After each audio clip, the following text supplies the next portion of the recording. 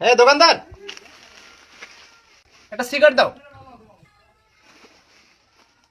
Cigarette নাই। Oh no, একটা টিয়া দাও, খাই এখন। কি করা যাবে? চা হিট নাই। কি আর করা যাবে, একটা বিস্কিটই খাই তাহলে। বিস্কুট আদা দেবো না, আগের টেহাদার নাই খবর টবর, আর এখন এসে বিস্কুট বিস্কুট রাখা দাও, বুঝছো না? দাও। আমি কি আগের বাহিটা শোধ করার নাম নাই। কি তুমি কি আমাকে অপমান করতে চাচ্ছ নাকি? তোমার মান আছে, মান থাকলে সে অপমান করবো তোমার। এটা কোনো কথা হলো? কথা হইল না।